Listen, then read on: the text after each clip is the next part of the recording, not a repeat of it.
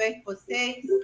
Hoje nós vamos receber o professor Luiz Edmundo Horta Barbosa da Costa Leite, que é engenheiro, foi presidente da ABS, é conselheiro vitalício no Clube de Engenharia, tem um currículo enorme que ele mesmo vai fazer um resumo, que eu não consegui resumir o currículo dele. Então, e nós vamos falar, a pergunta é: quem paga a conta do saneamento? Governo ou sociedade?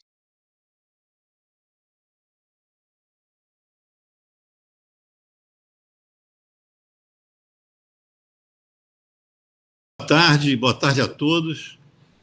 E eu fico muito satisfeito aí com esse convite. Realmente, eu gosto sempre de uma oportunidade para a gente refletir um pouco, né, sobre a nossa atividade profissional e também para ouvir as pessoas. Esse modelo que a Yara está começando hoje, ele dá a chance que haja um debate, e eu vou dizer com a maior sinceridade, eu sempre que participo de um debate, eu aprendo também. Quer dizer, apesar de ter sido professor durante muitos anos do Fundão, eu sempre disse isso, né? Quer dizer, ser professor é muito bom porque você está sempre sendo obrigado a estudar, a se atualizar e, além disso, a aprender, a ver coisas que você não percebia, coisas que não estavam muito óbvias e que, numa plateia, principalmente de jovens, né, aparecem como questões relevantes que a gente tem que, na hora, ou dar uma resposta ou procurar depois responder. Bom, Yara pediu que eu fizesse um resumo do meu currículo, mas realmente eu acho que não cabe muito. Primeiro porque a maior parte das pessoas minimamente me conhece, né? Porque eu tive uma vida profissional que também foi muito ligada à minha vida pública. Quer dizer, eu, em determinado momento, eu passei a ocupar alguns cargos na área pública, especialmente aqui na Prefeitura do Rio de Janeiro. Depois eu tenho alguns órgãos do Estado e participei também de algumas situações do governo federal, além de ter uma atuação internacional ligada principalmente a muita consultoria que eu fiz para o Banco Mundial, para o BID, para a Agência Japonesa de Cooperação, etc. Mas, só para resumir, sem não cansar ninguém, eu diria o seguinte: originalmente eu me formei em engenharia mecânica e depois eu fiz um curso de engenharia ambiental nos Estados Unidos, onde eu tirei o mestrado. Depois estive na Universidade do Texas também, fazendo um curso de pós-graduação na área de poluição, especialmente ligada a baías e cursos d'água. E isso me deu um conhecimento realmente muito amplo. Isso estou falando sem querer, como é que se diz, tirar uma onda, né? Mas, na verdade, eu acabei conhecendo, trabalhando, de certa forma, em mais de 30 países aí pelo mundo, especialmente na América Latina, na Ásia e na África. Isso realmente fez com que eu tivesse uma boa experiência de vida profissional.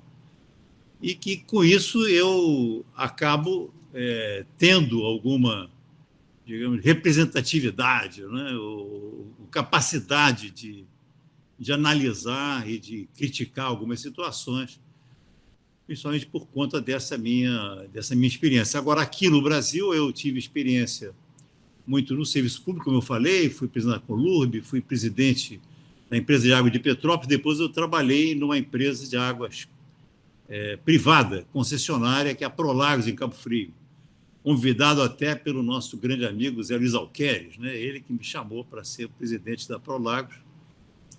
E foi, para mim, também uma experiência muito boa, porque realmente trabalhar como dirigente de uma empresa privada é completamente diferente do que de uma empresa pública, como é o caso da Conlurb, como foi o caso da Caimp em Petrópolis. Então, que eu me recordo assim de relevante, eu acho que basta isso. E, se for o caso, ao longo da conversa aqui, a gente pode até lembrar alguma outra passagem. Mas eu queria era realmente entrar no assunto, porque a Yara fez botou um título nessa conversa, eu achei muito muito provocativo, né? E que nos preocupa sempre a todos, né? A questão da água ser quem paga, né? A sociedade ou o governo. E acho que realmente é um tema importante, especialmente aqui no Brasil e, nesse momento, no Rio de Janeiro, que nós estamos aí iniciando um processo muito novo, né, de gestão de serviços de abastecimento de água e de coleta de esgoto por conta das concessões que foram feitas a partir de uma modelagem muito inteligente, né, achei muito criativo do BNDES, e que promete uma grande quantidade de atividades na área da engenharia, tanto na área de projeto, quanto na área da construção e depois na área da operação e manutenção.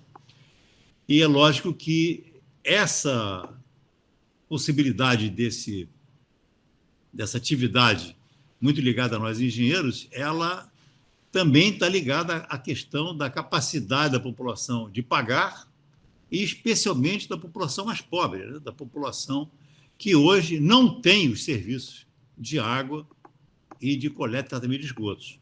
Isso por um lado. E, por outro lado, a questão também muito importante, que é a questão ligada à poluição dos recursos hídricos, e, no nosso caso, essa questão quase que secular já da poluição da Baía de Guanabara, né?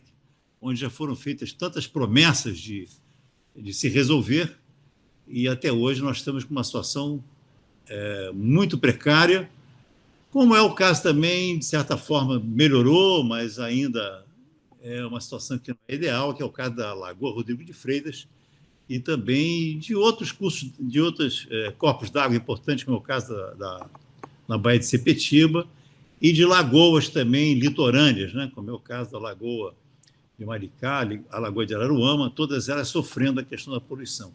Então, esse assunto realmente é um assunto que vale a pena discutir, inclusive porque, quem sabe, nós, engenheiros, podemos, através do Clube de Engenharia, ajudar a direcionar, digamos assim, esses grandes investimentos, mais de 30 bilhões, né, que estão previstos, para resolver tanto o problema de água, esgoto e poluição para toda a sociedade, como especialmente lidando com as camadas mais pobres, com o rebatimento importantíssimo que tem na saúde das pessoas. Então, essa abertura que eu daria, talvez, não sei, nesse modelo que a Yara bolou, se começaria com alguma pergunta ou se eu continuo falando, digamos assim, unilateralmente. Tá, então deixa eu explicar. A ideia é a seguinte: você vai fazer a exposição sem interrupções.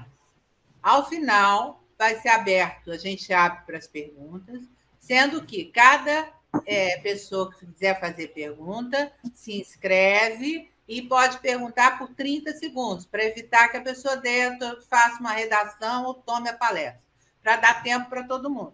E não cabe réplica nem tréplica, senão vira um debate individual. É uma tentativa, quer dizer, então a gente está sujeito a erros e tal, mas a palavra está com você, a palestra é sua e não tem tempo estipulado.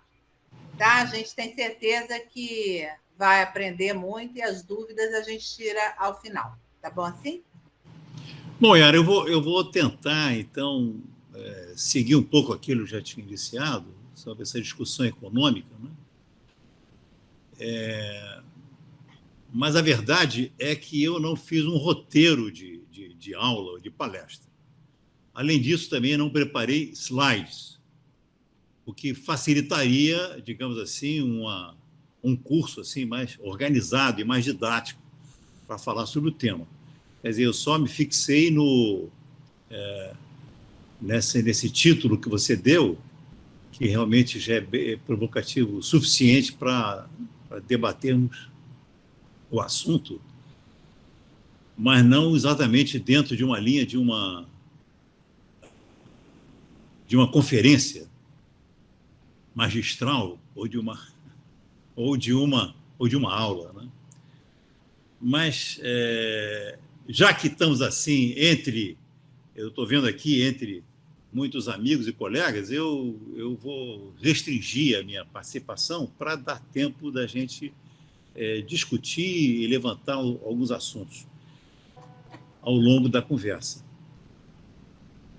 E aí eu iniciaria dizendo o seguinte: em primeiro lugar, é que quando você pergunta se é o governo ou a sociedade que paga a conta, eu começaria dizendo que não é o governo não gera riqueza, quer dizer, é sempre a sociedade.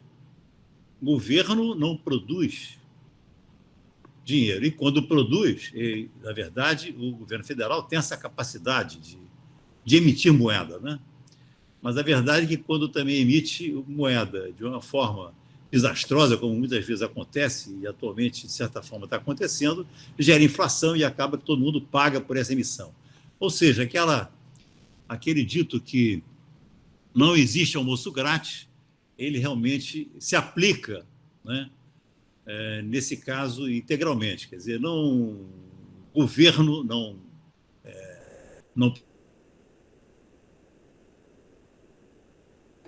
Eu vou esperar aqui, você travou aí para dizer o seguinte: não é que o governo então, gere riqueza, o governo não gera riqueza, num país, mas ele gere o dinheiro dos impostos. Então, esse dinheiro deve ser aplicado em saneamento, pois ou, é, além desse imposto, a gente tem que pagar particularmente. Mas os impostos realmente são oriundos da atividade econômica e da atividade privada, muitas vezes, da sociedade. Então, isso que eu estou dizendo, ele administra os recursos da sociedade, mas ele não gera recursos. Agora, nós temos um país onde existe uma iniquidade brutal, quer dizer, uma diferença de renda que é uma das maiores do mundo.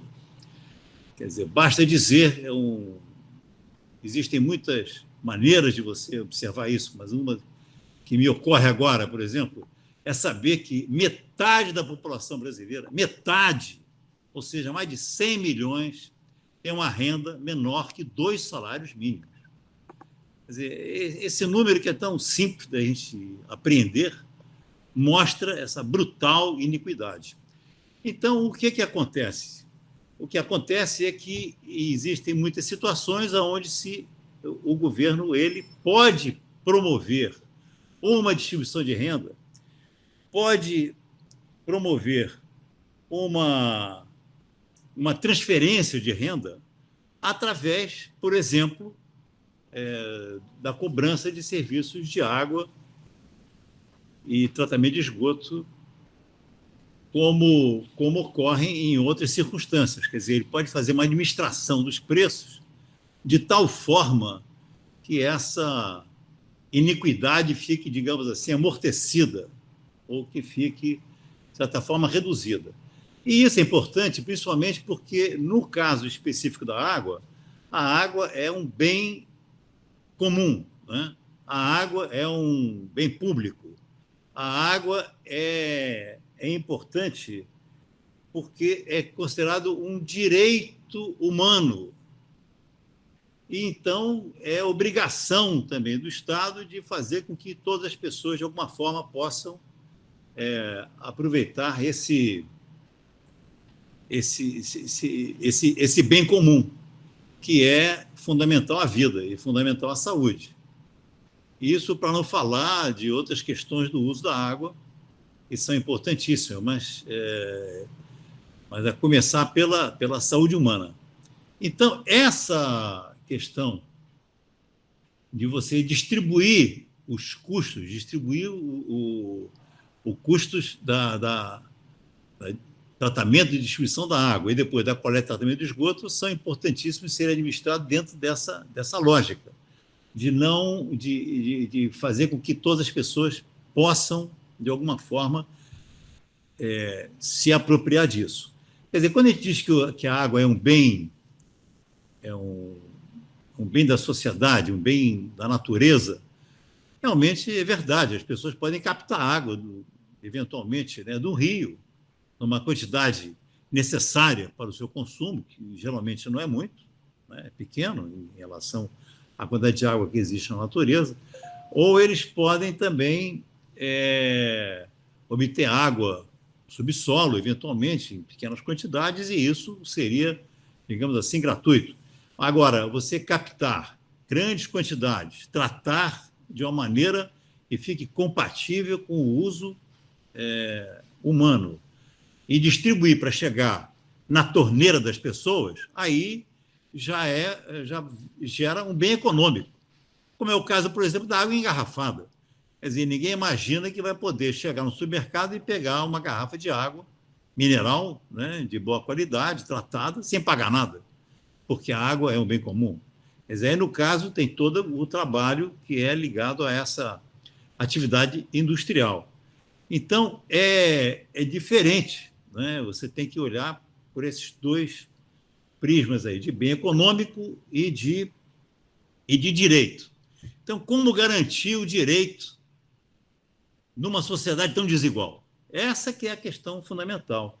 E essa que é a questão que faz com que nós aqui, eu estou vendo aqui os amigos aqui participando da nossa live, nós tenhamos na nossa casa a água, né, na nossa torneira, a um custo muito baixo, em geral tão baixo, que as pessoas nem sabem quanto pagam de água.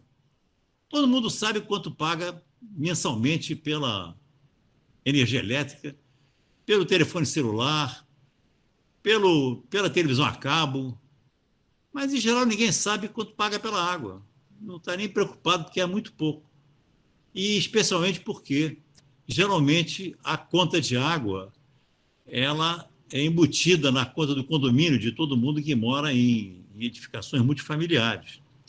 Então, realmente é um valor que, para nós, é absolutamente compatível com a nossa renda e compatível com a nossa capacidade de pagar.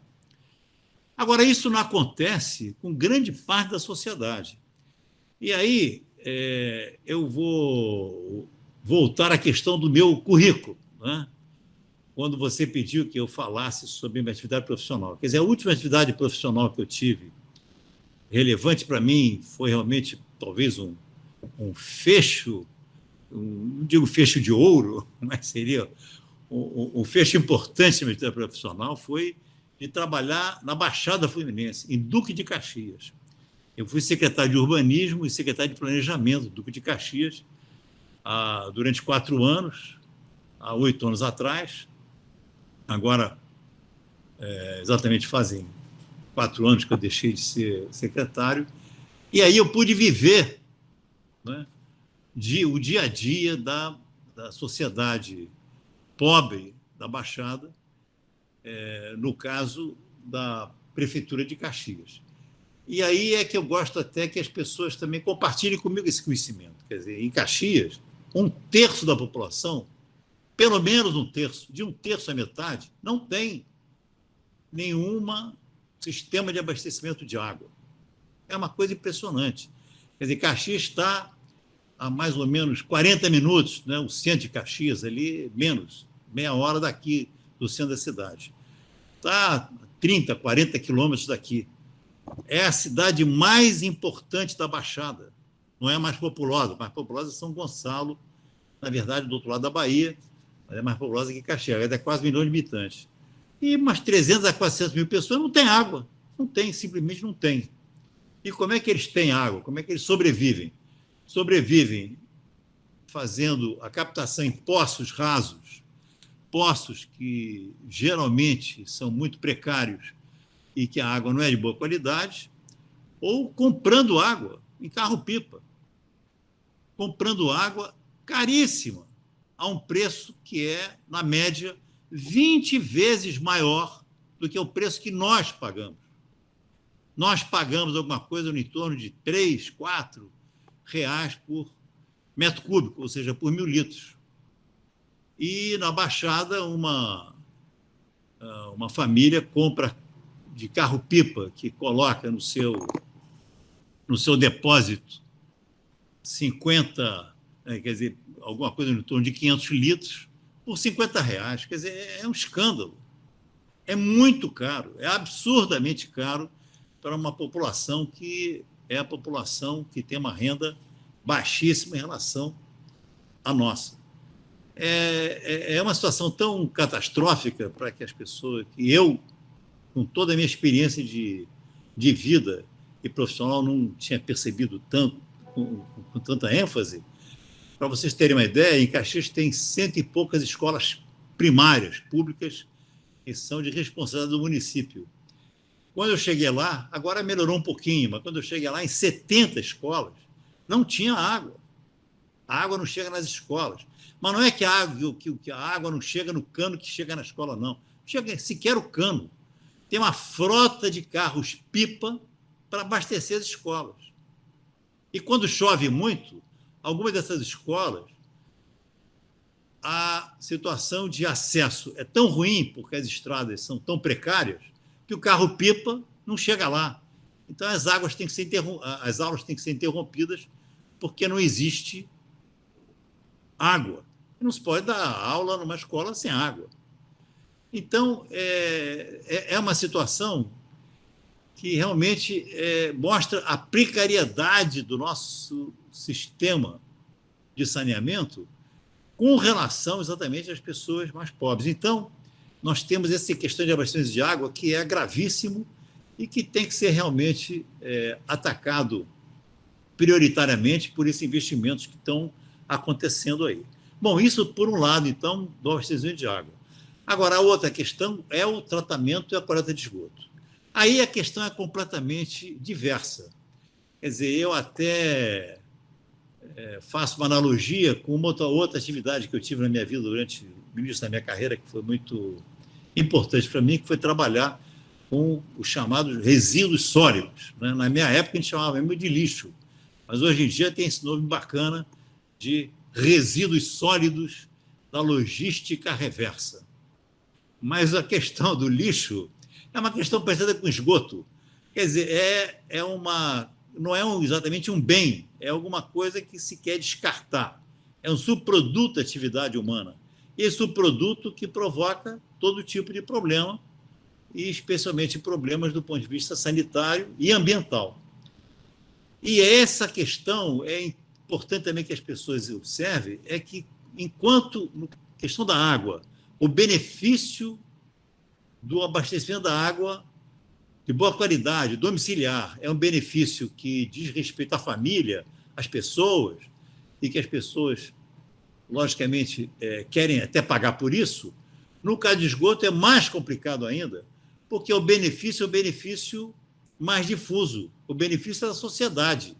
Quer dizer, o esgoto não coletado, ele acaba nos riachos, acaba nos valões, dos valões vão para os rios, e dos rios vai para a Baía de Guanabara, por exemplo, e que aí provoca problemas de poluição ambiental, mas que não são exatamente os problemas que a população, onde o esgoto não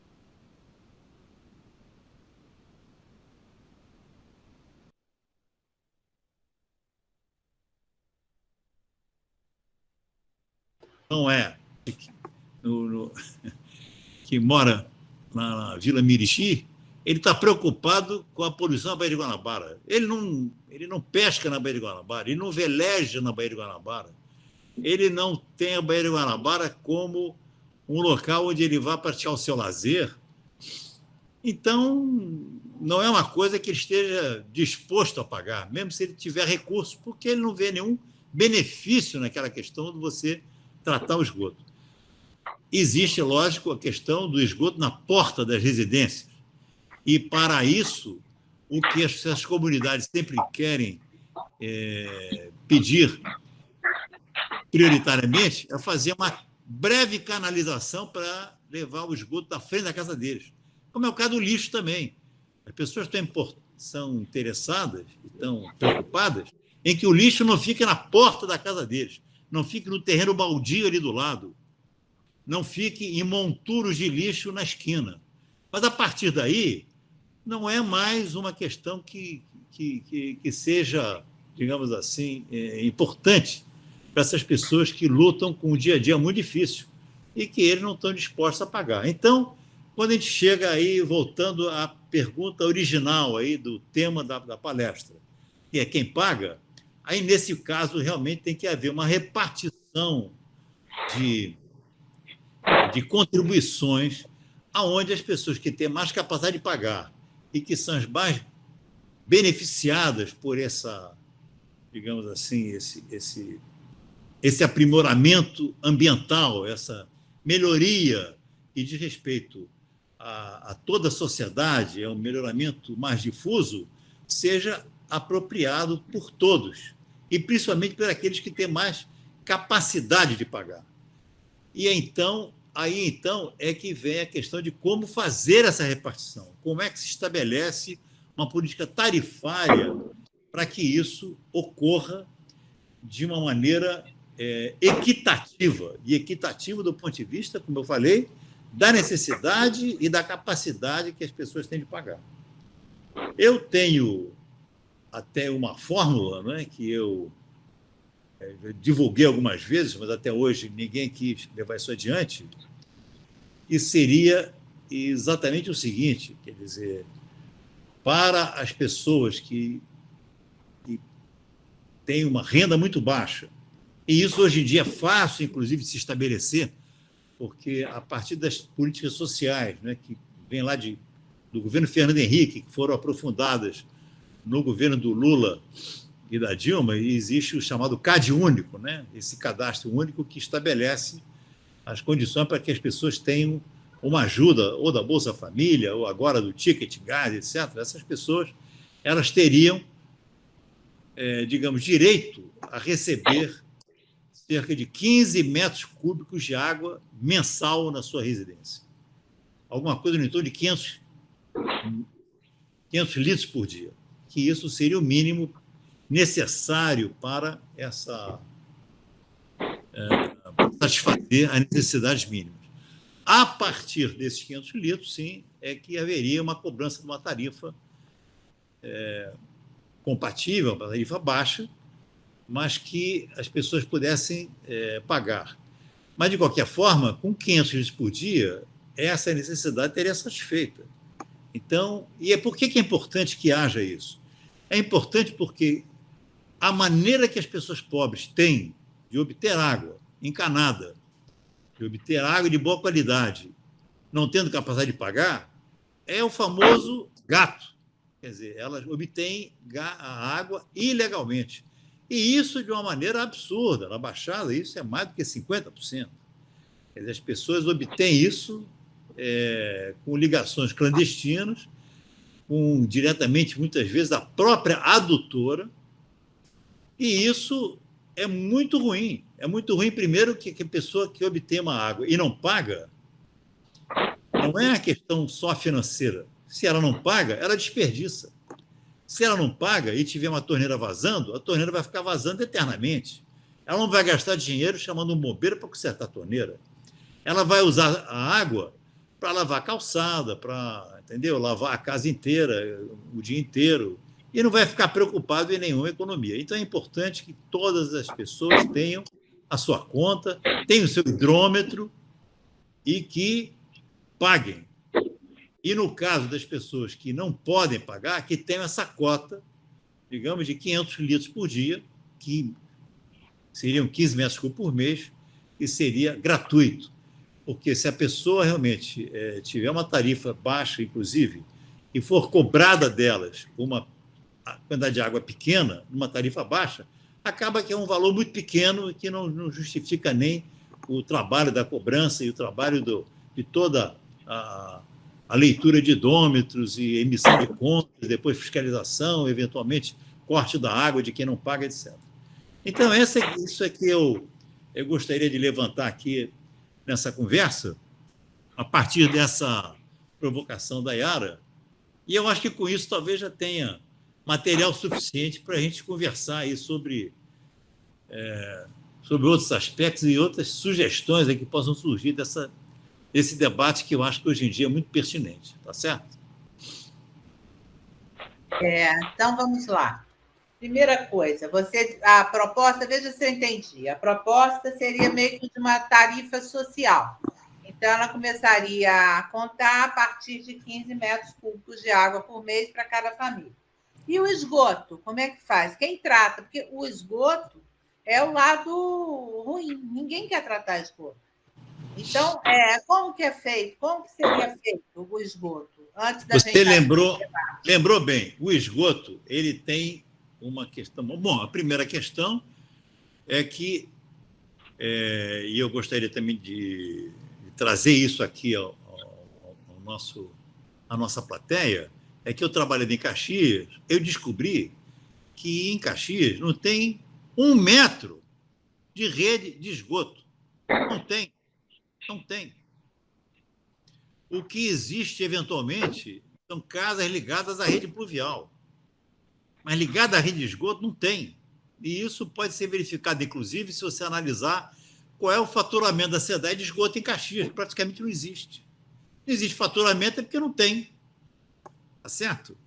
Então, quando a gente fala na questão da Baía de Guanabara estar poluída, eu sempre disse isso, olha, a questão da Baía de Guanabara não é colocar um barquinho recolhendo o lixo que está flutuando, entendeu? Ou então fazer estações de tratamento como foram feitas na época do PDBG, que também eu tenho uma certa experiência, porque eu trabalhei também com o PDBG na época do governo do Garotinho, eu fui da Secretaria de Recursos Hídricos, e eu conheci bem também essa realidade.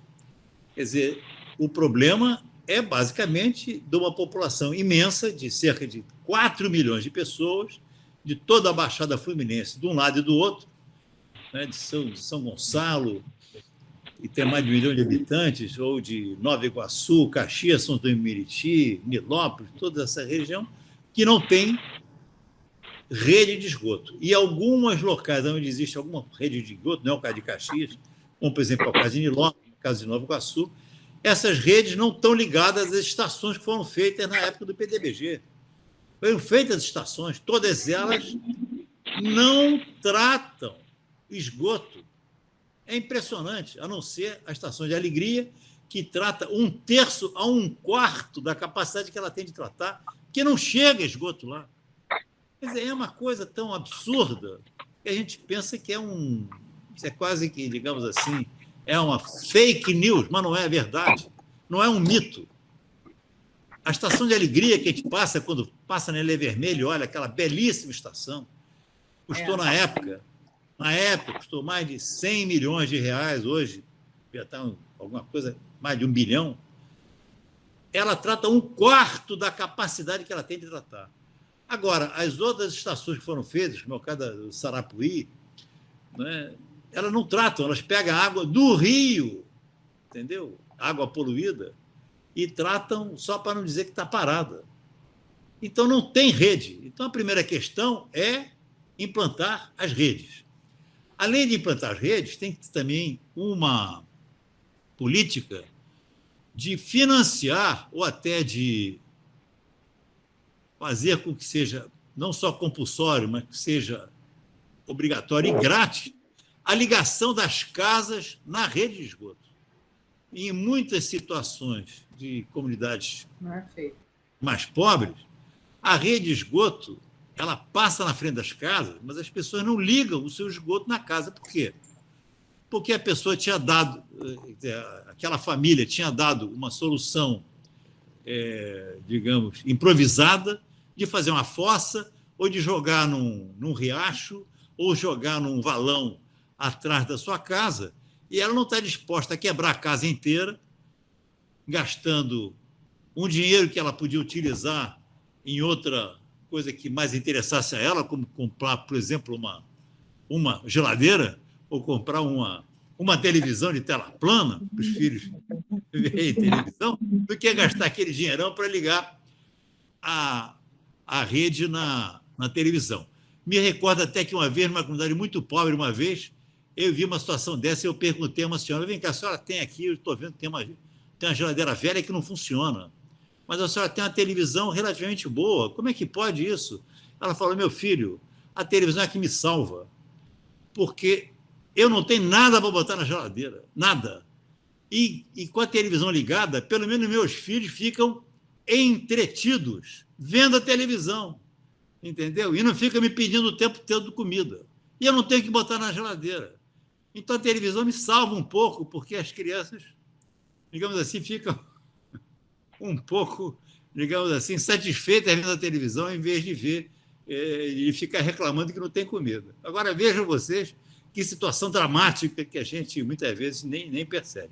Bom, então a primeira questão é essa: fazer a rede de esgoto e financiar, pagando, né, essa ligação da rede de esgoto nas residências, que exige sempre uma obra minimamente que tem um certo custo e muitas vezes até tecnicamente um pouco complicado. Nós verificamos, por exemplo, em muitas comunidades em São Gonçalo, na época do PDBG, isso também as pessoas geralmente não percebem, onde as casas elas ficam numa soleira inferior à soleira da rua, quer dizer, numa cota, aonde não se permite levar o esgoto por gravidade para a rede de esgoto. Ele pode correr para trás da residência, pode correr para uma fossa, mas não corre para a rede, que tem que ser colocada numa posição de uma cota adequada pela norma técnica. E aí, como é que faz? Então, você tem que dar soluções, muitas vezes, criativas, fazer uma rede por trás das casas. Quer dizer, não é uma coisa muito simples, porque as casas são feitas, aproximadamente cada 10 casas que são feitas na Baixada, umas, pelo menos 8 até 9, elas são feitas ao arrepio de qualquer licenciamento. Não tem, lá não existe. Esse assunto de CREA, de licenciamento, de ART, ninguém ouviu falar, ninguém conhece. Entendeu? Isso é uma coisa até um pouco misteriosa. Entendeu? Eu me lembro que eu tentei fazer um trabalho com CREA grande lá, para que as pessoas passassem a licenciar suas habitações, mas realmente é muito difícil, porque as pessoas têm tanta dificuldade de comprar o saco de cimento, de comprar o vergalhão, de comprar areia, é que eles falavam para mim: doutor, como é que eu vou pagar 3, 4 mil reais um engenheiro para vir aqui fazer uma planta e assinar a planta para mim? Eu sei fazer a casa, eu tenho meu tio aqui que é mestre obra, ele sabe construir. Pô. Como é que você vai querer que eu gaste o dinheiro que ia comprar o meu material aqui, duras penas aqui, para pagar um engenheiro? Não dá. E aí vem aquela questão da famosa engenharia pública, né, que a gente até hoje também não conseguiu implantar de uma forma que brindasse a essas comunidades todas com esse nosso conhecimento. Bom, então, essa questão é importante que seja atacada, para que o esgoto vá para a rede e da rede vá para as estações, que em boa parte já existem. Eu vou dizer mais uma coisa que realmente é incrível, mas vocês vão, talvez alguns, fiquem realmente achando até que eu estou inventando. Mas vocês não têm ideia do número de estações de tratamento de esgoto que existem na Baixada. São muitas estações, não só as grandes feitas pelo PDBG, como pequenas que foram feitas. Por exemplo, Minha Casa Minha Vida, todas elas têm que ter algum tipo de tratamento. Ou pela SEAB, também tem que ter algum tipo de tratamento. Ou essas estações, muitas vezes, são feitas por as famosas emendas parlamentares. Tem diversas. E essas emendas parlamentares, elas colocam dinheiro na prefeitura, a prefeitura faz a estação, inaugura, e depois também não tem rede, não tem esgoto. Então, agora, por exemplo, está se discutindo o orçamento nacional e está se verificando essas emendas, inclusive de o orçamento secreto, um dos problemas é esse: o dinheiro é colocado sem que haja um planejamento do conjunto, sem que haja um planejamento, digamos, que leve a uma solução de engenharia e que maximize os benefícios. Porque muitas vezes é para atender ali uma prefeitura que pede fazer uma estação de tratamento de esgoto. Sim, todo mundo acha que é importante também de esgoto, bota ali a estação.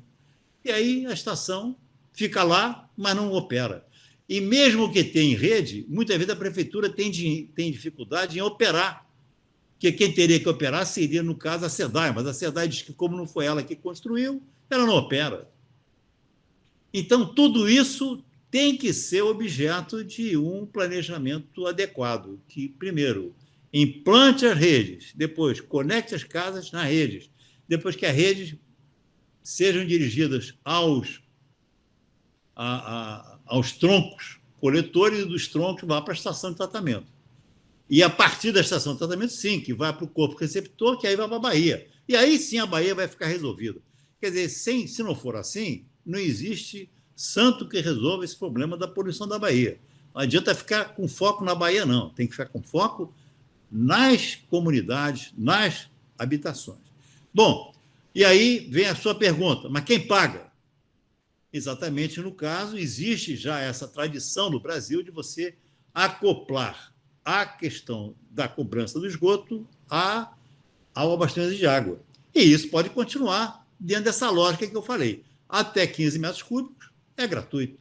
De 15 metros cúbicos em diante é cobrado, principalmente para evitar o desperdício, para evitar com que a água que é tratada e que tem um custo importante no tratamento, na sua condução até as adutoras, das adutoras até a casa das pessoas, elas acaba sendo desperdiçada. Então, é por aí você vê quanto trabalho nós temos para resolver esse tipo de problema. Tá certo, Yara? Obrigada. Eu vou abrir para as perguntas, lembrando a todos o seguinte: a pergunta só pode ter, no máximo, 30 segundos. Então, não é para cada um dar um depoimento de sua experiência, nada disso. A gente vai perguntar, o entrevistado aqui é o Luiz Edmundo. A gente vai fazer a pergunta e eu vou só lembrar o que o Zé Eduardo falou aqui agora, que o processo educativo é fundamental. A educação ao povo talvez seja a primeira de todas. Vou passar a palavra para o Abílio Borges, que é o primeiro inscrito, para fazer a pergunta diretamente ao Luiz Edmundo. Abílio, abre o teu microfone, por favor.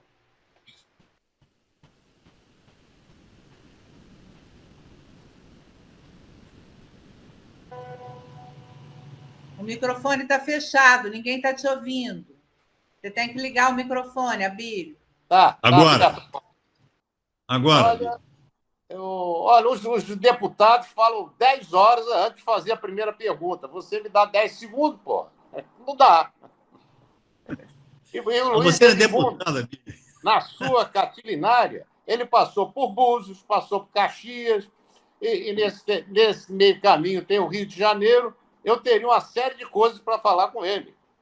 E que, evidentemente, fica difícil. Uma pergunta. É proibido tirar fotografia do lixo? Não. Hã? Não. Não. Mas, em Búzios, o meu filho Mário, que vocês conhecem, estava fazendo trabalho lá, chegou na porta lá do lixo e não deixaram tirar fotografia. Então, o que é que eu vou achar disso? Mais nada, né?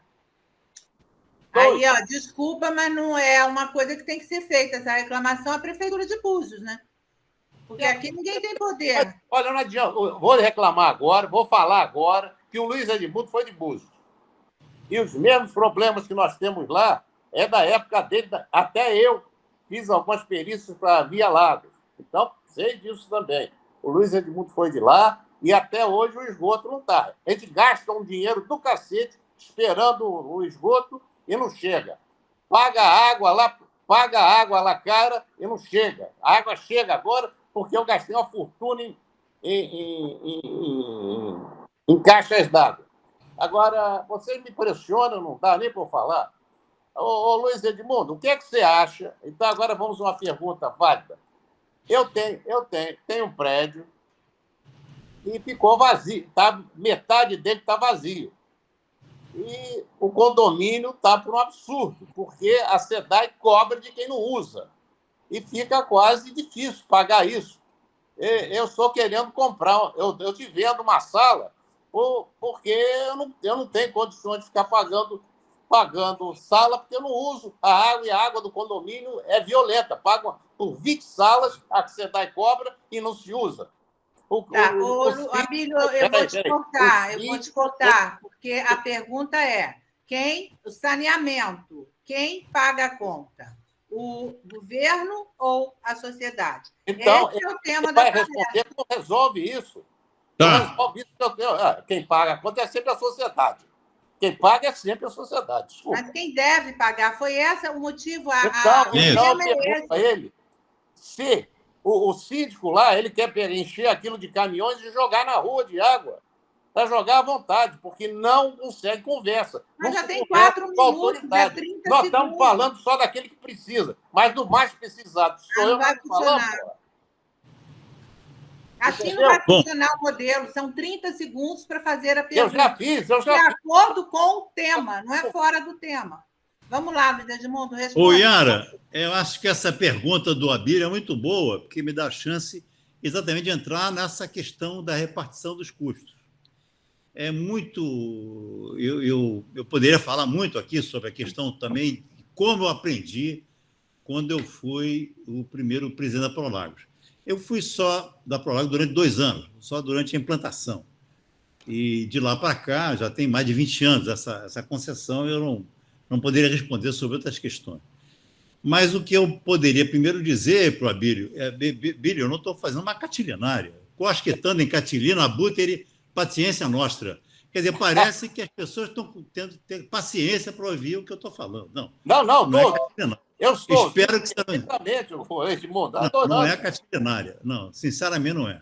Agora, eu diria o seguinte: no caso da região dos lagos, isso é muito interessante, Yara. O que acontece na região dos lagos?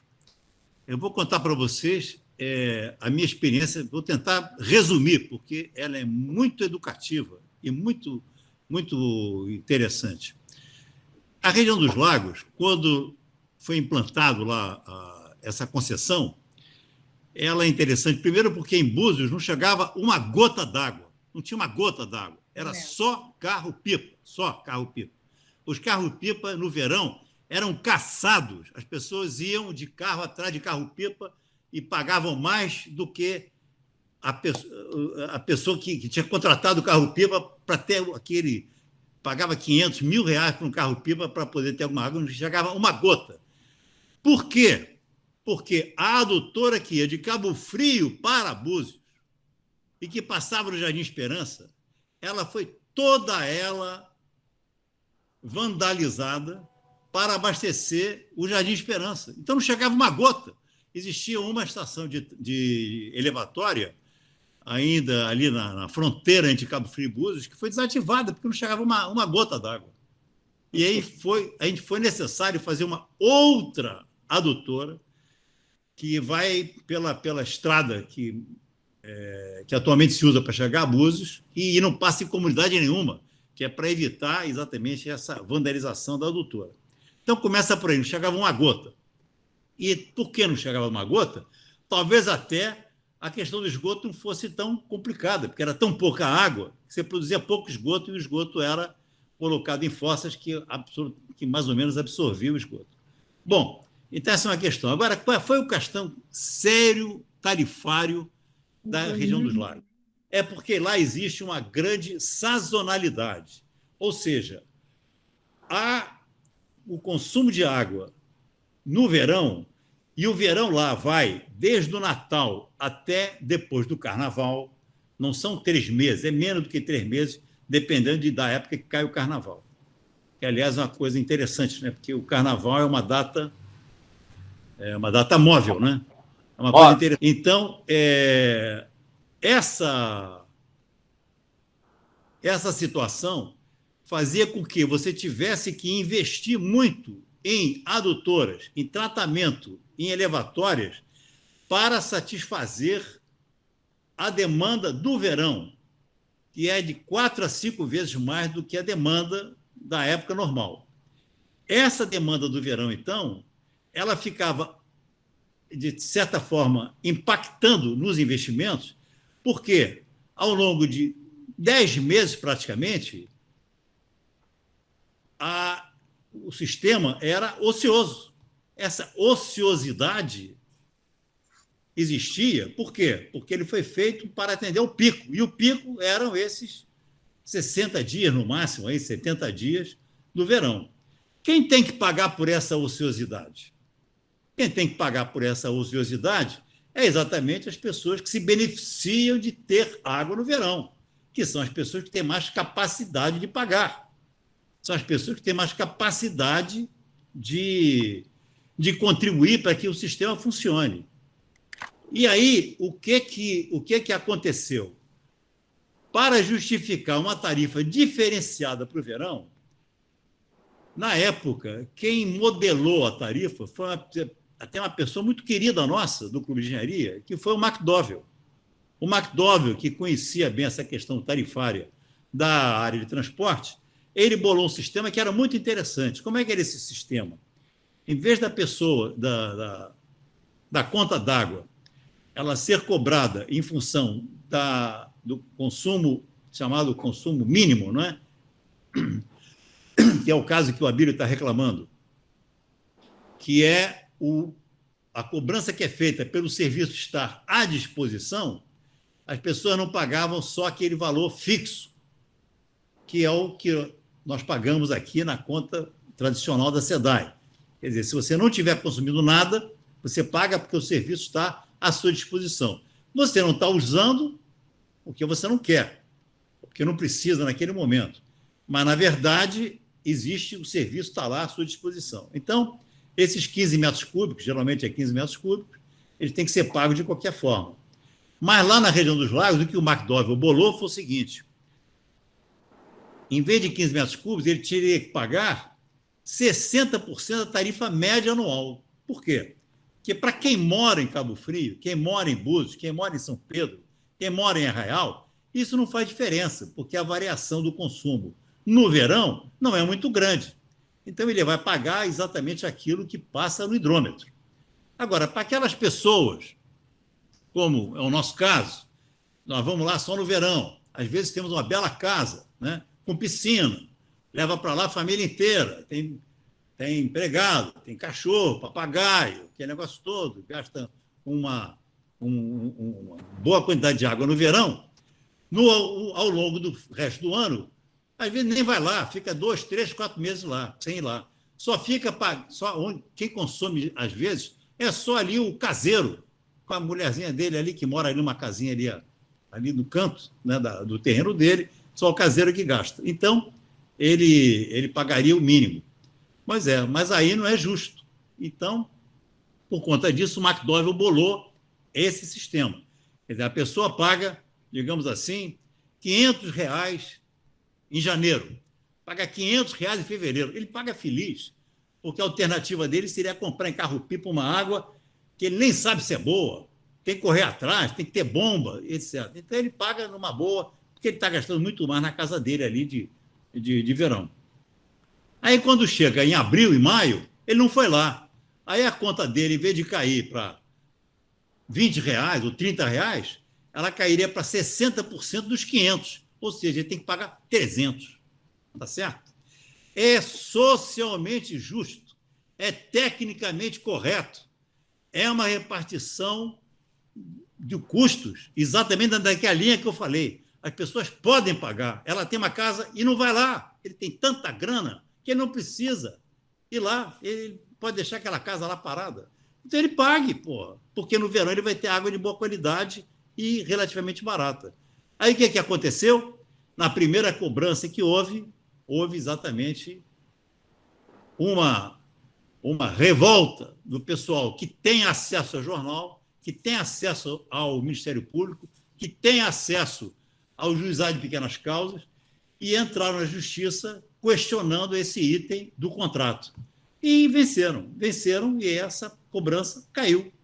E essa cobrança caiu de tal forma que inviabilizou a economia da Prolagos. Bom, os portugueses que estavam lá na época, tão felizes, porque eles estavam adorando morar em Búzios, estavam adorando frequentar o golfe lá do Modiano, adorando passear de lancha, tomar banho na Praia do Forte, eles tentaram segurar isso durante mais uns 2 anos, que era exatamente, o Abílio deve conhecer, a EPAL, a Empresa Portuguesa das Águas Livres. Não é isso? Mas depois de 2 anos, a própria EPAL foi desestatizada lá em Portugal e eles realmente conseguiram passar adiante e houve depois aí um acerto de tarifário, que aí eu não vou entrar no mérito, porque aí dá muito trabalho falar sobre esse assunto todo aqui. Mas a verdade é que esse primeiro movimento, para mim, foi interessantíssimo, porque demonstrou uma inovação que o McDowell bolou muito interessante, que era tecnicamente justificável e socialmente justa.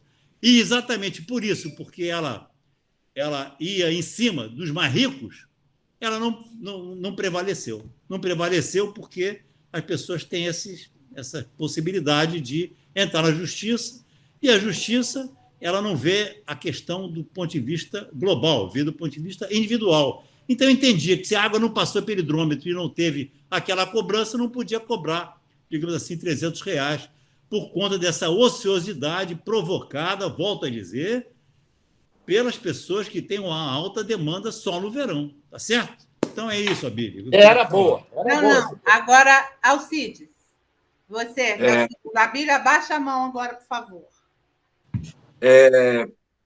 Primeiro, cumprimentar a todos e ao professor Luiz Edmundo também, aí, sempre trazendo excelentes conhecimentos, uma experiência vastíssima que ele tem, né? Luiz Edmundo é brilhante, é daquelas pessoas brilhantes. Parabéns, Luiz Edmundo.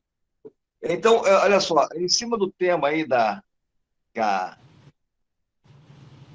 minha querida Yara colocou, eu vou ficar em cima dele. Quem paga, tá? Eu vou misturar três coisas aqui, mas é tudo em cima do mesmo tema, tá?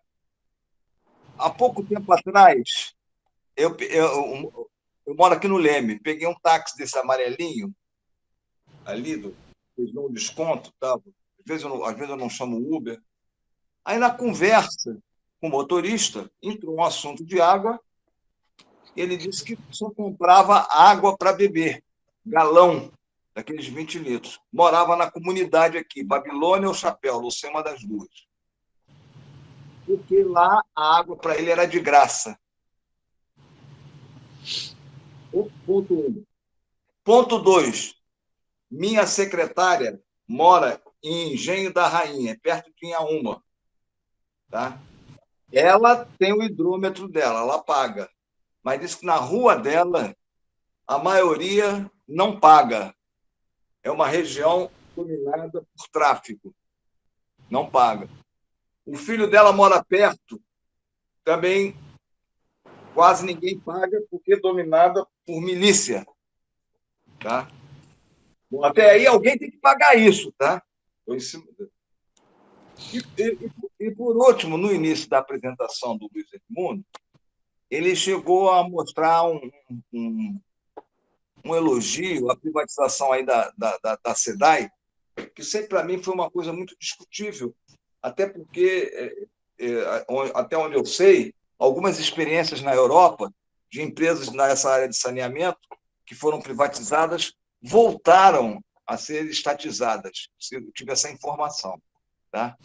Então, como é que vai resolver? O cara do motorista, ele contou aquilo numa boa, para ele aquilo é normal, ele não pagar.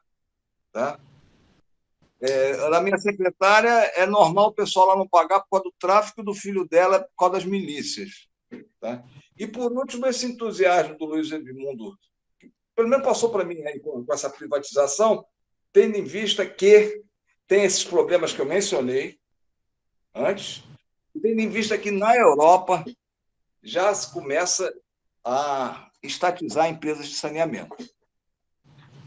Bom, Alcides, a questão, quer dizer, a primeira questão, que realmente complexa, é como fazer todo mundo pagar, não é? Por isso é que eu estava advogando esse sistema, que até 15 metros cúbicos a pessoa não deve pagar. Porque o não pagar não é questão só financeira, como eu falei, é a questão do desperdício. Se a pessoa não paga, ela desperdiça. E isso realmente não deve ser, isso está contra qualquer racionalidade do ponto de vista da engenharia.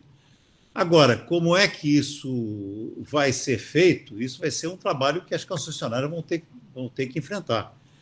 E possivelmente, em algumas situações, existem possibilidades de fazer isso, e tem algumas experiências bem-sucedidas. Uma que eu vou até citar aqui, que eu acho muito boa, é a do professor Gerson Kelman. Ele foi presidente da Sabesp e ele conseguiu implantar o sistema de pagamento para as comunidades pobres em São Paulo, em muitas comunidades.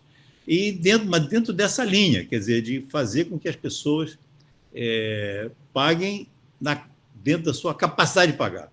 Porque exatamente o que as pessoas mais pobres elas têm como, digamos, saída para esse drama de não ter água é ter água gratuitamente através de ligação clandestina. Entendeu? E a própria tradição da SEDAI era aquela de não interferir com isso, né? Acha que isso estaria dentro de uma linha social e que essa linha social era justificável. Mas eu acho que realmente isso é uma política do avestruz, né? Você não querer ver o problema e achar que o problema não existe. Agora, a questão você falou da privatização, que eu fiquei entusiasmado, não é bem isso. Bom, em primeiro lugar, eu quero dizer que toda a minha vida eu trabalhei com o serviço público, né, seja no município, né, durante muitos anos na Conlurb, seja em outros municípios, como o caso de Petrópolis, e também como secretário de Estado no Estado do Rio de Janeiro, na Secretaria de Recursos Hídricos, na Secretaria de Ciência e Tecnologia, etc. Então, o único momento que eu trabalhei com atividade privada foi exatamente nessa concessão lá que foi implantada na região dos Lagos.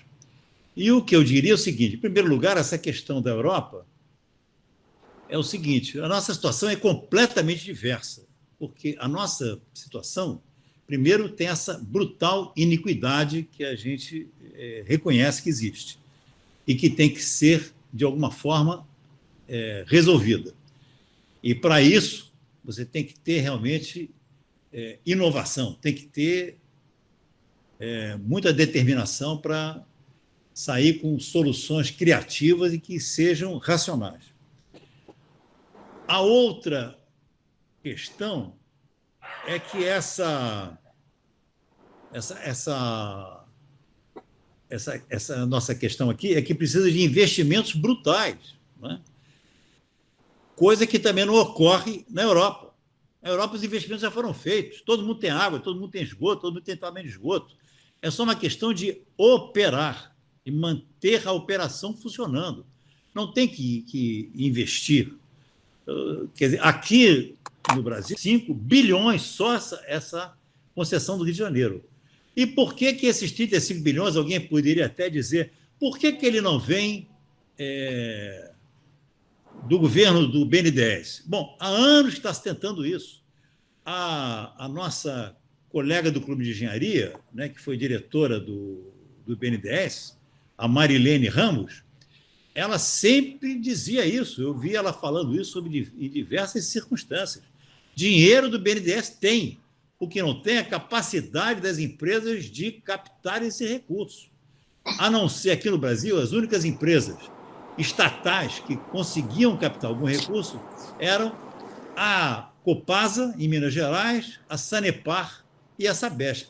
A Sabesp, que tem ações até na Bolsa de Nova York, a Sanepar, que tem sócios privados, e a Copasa, que também abriu sua capital. Então, que tem um estilo diferenciado e que tem como, digamos assim, como objetivo, inclusive, ter lucro para distribuir dividendos. Agora, as outras empresas, nenhuma empresa tinha capacidade de captar no BNDES, que tinha dinheiro. E aí, para você captar recursos para fazer esses investimentos, porque água e esgoto é uma atividade de capital intensivo, não é que você, como é o caso da limpeza urbana, onde os maiores custos são na operação, não.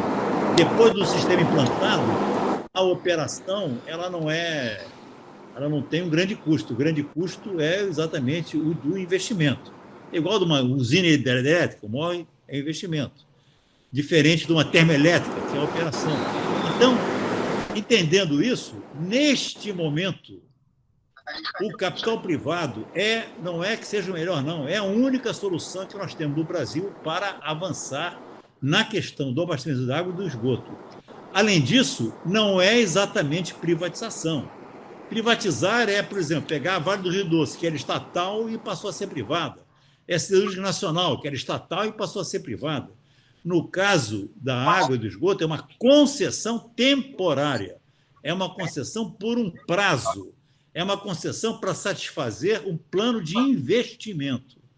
A concessão da região dos lagos já tem agora 23 anos. Daqui a 7 anos acabou a concessão lá. E tudo reverte para o Estado. Então, não privatizou. Você, por um período, você colocou uma empresa para fazer investimentos dentro de um cronograma, dentro de uma obrigatoriedade de contrato, e que, para fazer esses investimentos, ela se remunera através de uma tarifa. É diferente de uma privatização. Quer dizer, o termo não é privatização. Tá certo? Então, acho que com isso dá para matar aqui essa ideia. Agora, eu diria o seguinte, só para terminar. Eu trabalhei em empresas públicas e empresas privadas. Empresa pública, por exemplo, no caso Petrópolis, por exemplo, o caso a Conlurb, e na privada, que foi essa da região dos lagos. E eu diria a vocês o seguinte, é muito mais fácil, é muito mais prazeroso, é muito mais eficiente, é muito mais, digamos, consequente você trabalhar numa empresa privada, infelizmente. A empresa pública hoje ela tem uma quantidade de amarras brutal. É o Ministério Público, é a CGU, Controladoria Geral da União, os tribunais, até como eu falei, de juizados de pequenas causas. Realmente uma quantidade imensa de amarras que o funcionário público tem e que inibem a criatividade, inibem o mínimo de ousadia. E, além disso, a brutal interferência da pior ala da área política. Haja visto a SEDAI.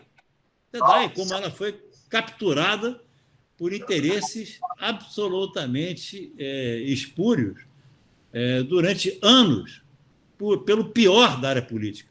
Então, você tem que esgrimar, né, a área política ali, de certa forma, para poder fazer alguma coisa, e, por outro lado, ficar sujeito a todos os órgãos de controle, que também têm uma visão assim, muito obtusa, muito restrita, muito de antólio sobre a atividade do funcionário público, imaginando que todo mundo pode estar fazendo alguma atividade de corrupção.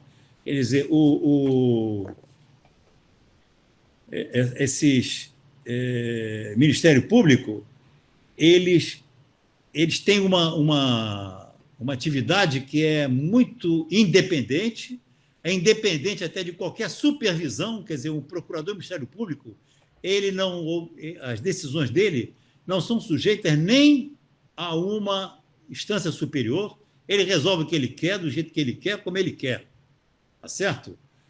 E isso vai, muitas vezes, satisfazer a visão de mundo que ele tem, entendeu? O que ele acha que deve ser, e não necessariamente aquilo que é o bem da sociedade e aquilo que faz com que as decisões técnicas sejam definidas do ponto de vista racional. Vou citar um exemplo aqui bem óbvio: a estação de tratamento de esgotos que tem na Barra da Tijuca. Aqui não funciona, não precisa.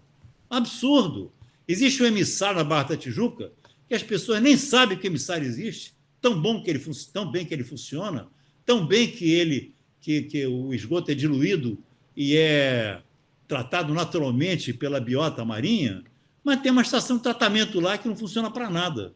E geralmente nem funciona, mas as pessoas nem sabem disso, porque como não tem nenhuma diferença. Eu vou citar outro aqui que também, muitas vezes, as pessoas nem lembram. O esgoto de Niterói também sai no emissário submarino, no meio do canal, da entrada da Bahia. As pessoas nem sabem, todo mundo passa ali de barco, de veleiro, de lancha. Ninguém sabe, mas o emissário submarino de Niterói sai no meio da Baía de Guanabara. um corpo hídrico fechado, entendeu? Com uma boca da Bahia pequena. E ninguém reclama. Por que ninguém reclama? Porque funciona muito bem. E tem estação de tratamento. Para quê? Para nada. Por quê? Porque foi uma decisão judicial a partir do Ministério Público. Então, eu enfatizo isso. É dificílimo, é complicado, é inibidor, é perigoso até hoje um funcionário público trabalhar numa atividade como essa. Coisa que numa atividade privada é muito mais simples. Tá certo? Obrigada, Luiz Edmundo. Vamos lá, o Antônio Eulálio está presente ou não?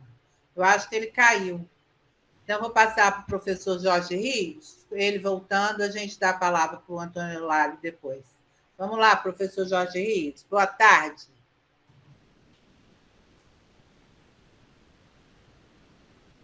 Põe som no seu... Está sem som, Jorge Rios. Seu microfone está desligado. Jorge Rios está em Búzios, ele pode falar bem sobre o que Pois está. é, mas ele pode falar se ele ligar o microfone. Senão não vai adiantar. Microfone, Jorge. Liga o microfone, Rios. Continua desligado. Yara, eu vou ter que sair conforme eu te falei, tá? Auxílios. Auxílios. Então faz a sua pergunta, porque o Rios está lá. Não, eu estou falando, eu quero agradecer, dar os parabéns ao Luiz Edmundo. Eu estou indo para uma reunião do Conselho Editorial. Conforme então volta que a gente vai continuar aqui. Pode ir lá rapidinho e volta. Tá bom, obrigado. Obrigada pela presença. Parabéns, Luiz Edmundo, obrigado. Legal, bacana. Ele não está conseguindo. Alguém quer fazer uma pergunta enquanto ele tenta ligar o microfone? Em primeiro lugar, a gente fala que foi muito bom trabalhar em empresa pública, principalmente que eu trabalhei com o Edmundo, lá na CAEMP. Foi uma coisa muito agradável e muito... Ele falou que é ruim trabalhar em empresa pública, mas tem a coisa boa, que é trabalhar com gente boa, gente capacitada e gente concursada. E às vezes você não pega isso não pega isso na prática, tá bom? Olha só. Bom, a pergunta é, Edmundo, você acha que, você, não sei se você acharia, que a disposição da Baía de Guanabara é muito importante, mas se a verba é limitada, no caso do Estado, não seria melhor atacar primeiro a despoluição do Rio Paraíba do Sul, que é a água que a gente bebe? A Baía de Guanabara é muito importante, mas ninguém bebe. A pergunta é essa. Boa pergunta. E eu acho que o Jorge tem toda a razão. Nós temos uma dependência do Rio Paraíba brutal, né? E essa insegurança hídrica é imensa. Não é só esse problema, inclusive, né? É aquela questão também que a gente deve refletir sobre a nossa dependência da estação de tratamento do Guandu.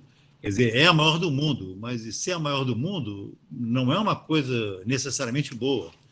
Ela, no caso, é uma situação que nos deixa numa situação muito precária, porque se houver um problema sério no sistema Guandu, realmente a possibilidade de se resolver em curto prazo é imensa. Agora, inclusive, está havendo uma grande obra no sistema Light que vai diminuir um pouco essa vulnerabilidade. Mas mais importante, realmente, é que se ataque a questão do Rio Paraíba do Sul. Agora, do ponto de vista da Baía de Guanabara, eu vou dizer aqui uma coisa até mais enfática. Eu sou contra todo esse movimento para despoluir a Baía de Guanabara, entendeu? Eu acho que não tem que despoluir a Baía de Guanabara nenhuma. Eu espero que não seja mal entendido. O que eu quero dizer é o seguinte: a Baía de Guanabara poluída é simplesmente um resultado de você não ter saneamento na Baixada. Ela não é a causa, ela é o efeito. Ela é a ponta do iceberg. Então, não adianta, como eu falei, você sair tentando limpar a Baía de Guanabara, tentando limpar o espelho d'água da Baía de Guanabara. Entendeu? Eu acho que é até bom que haja poluição na Baía de Guanabara, para que a gente, de certa forma, saiba que tem um problema na Baixada Fluminense. Saiba que tem um problema das estações não funcionarem. Saiba que tem um problema da precariedade das populações mais pobres que não contam com esse sistema. Se não houvesse essa situação na Baía de Guanabara, talvez as pessoas nem estivessem mais assim preocupadas com a questão do saneamento. E aí, eu queria, inclusive, dar um depoimento aqui que é interessante, o seguinte, quando eu fui trabalhar no PDBG, no Programa de Exclusão Baía de Guanabara, eu aprendi que esse programa, na verdade, ele nunca existiu. Isso foi um nome de fantasia. Isso foi um nome que foi colocado na Rio 92, quando o Brizola era amigo do presidente do BID, que era um uruguaio, e na época que ele foi exilado, ele conheceu o presidente do BID, o Iglesias, e eles combinaram de fazer alguma coisa para melhorar o problema aqui do saneamento e da Baía de Guanabara. E fizeram, então, um programa que era chamado Programa de Saneamento da Bacia da Baía de Guanabara. Esse programa de saneamento da Baía de Guanabara não dava muito ibope, então acabaram colocando o problema da despoluição da Baía de Guanabara, mas era de saneamento. E esse programa de saneamento era um apanhado de projetos que tinha na SEDAI e que não tinham recursos para serem executados. Então, o BID topou de botar dinheiro para esses projetos serem tocados.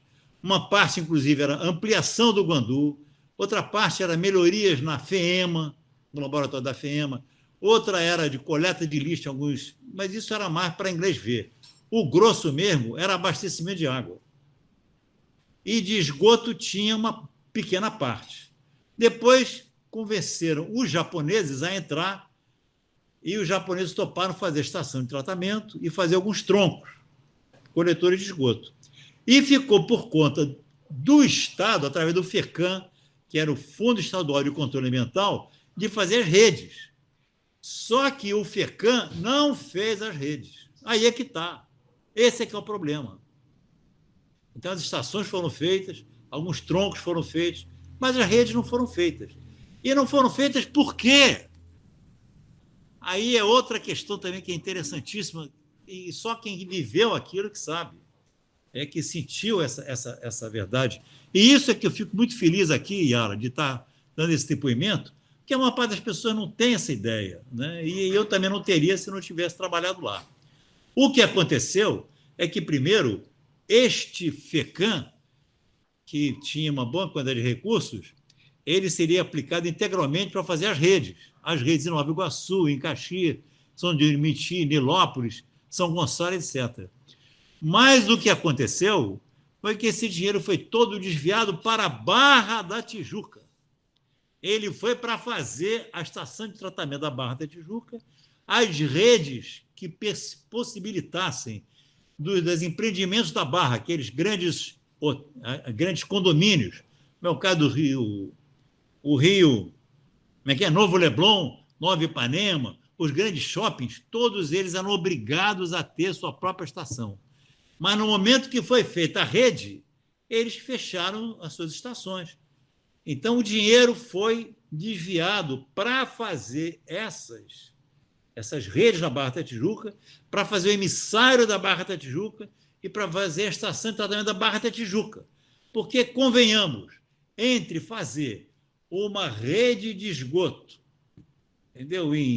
Como eu falei, em Saracuruna, ou colocar o esgoto da Barra da Tijuca, para onde é que você acha que o dinheiro ia? Para onde é que você acha que um jornal como o Globo ia noticiar? Entendeu?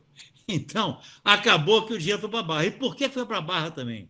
Porque, originalmente, a Barra toda ia ser concessionada. Iria existir uma concessão, a SEDAI, quer dizer, no modelo, naquela época, lá do ano 2000, a SEDAI, como agora, nesse novo modelo do BNDES, ele forneceria água em grande quantidade e as empresas concessionárias iam distribuir a água e fazer a rede de esgoto e fazer o emissário. E, em vez disso, houve uma briga do Garotinho, na época, lá com o César Maia, e resolveram quebrar esse contrato, já tinha, inclusive, edital na rua, e aí eu presenciei isso pessoalmente. E o dinheiro todo do FECAM foi para a Barra da Tijuca e as redes não foram feitas. Como a rede não foi feita, as estações acabaram sendo feitas, porque era dinheiro de empréstimo, tanto do BID em dólar quanto dos japoneses em ien, né? Acabaram sendo construídas, mas, como disse o Jorge, aí, ele sabe disso, elas não operam, não estão funcionando porque não tem rede. Então, eu agradeço mais uma vez o convite da Yara, porque me dá a chance de falar essas coisas que realmente eu fui, como diria o repórteresso, pular dessa história, tá certo? Nossa, está sendo muito rica para a gente que agradece a sua generosidade em distribuir para a gente conhecimento. Eu acabei de fazer uma perícia no shopping metropolitano e, realmente, mas eles têm estação de tratamento, mandam todo o resíduo para a Estação Alegria, pagam o transporte, lá eles também pagam para o descarte. Então, todos os shoppings da Barra têm estação de tratamento, sim. O problema é a canalização das águas pluviais que eles jogam na rede, entendeu? Não tem rede. Então, esse é o problema. Vamos lá, Rios. Você quer perguntar mais ou está com a mão levantada sem... Porque tem o Abílio também, que eu cortei ele. Você quer perguntar mais alguma coisa? Não, eu estou aqui em Búzios, olha só, e estou morando aqui desde que começou a pandemia. Isso aqui, o que me espanta aqui, o Edmundo sabe melhor que eu, é que o esgoto está na rua. Aí a divulgação de Búzios é internacional, é um turismo internacional. Turismo internacional com esgoto correndo na rua. É uma vergonha, diria o Boris Casoy. É só isso. Bom, o que eu poderia dizer, Rios, é o seguinte, quer dizer, a Prolagos, ela pertence à Egeia. A Egeia é a empresa que ganhou agora essa maior concessão aqui do Rio de Janeiro. Então, é um caso se fazer uma representação bem forte aí, inclusive usando a mídia, porque se a Egeia está com planos tão ambiciosos, planos tão maravilhosos aqui para resolver o problema do Rio de Janeiro, da Baixada Fluminense, de outra cidade que ela pegou na sua concessão, não consegue resolver o problema aí do esgoto de uma pequena cidade como Búzios, que tem 30 mil habitantes. Então, o momento é esse, para você atuar aí, junto aí às autoridades políticas e à mídia, para fazer com que a Egeia cumpra com o seu dever, tá certo? Veio boa ideia? O que você acha?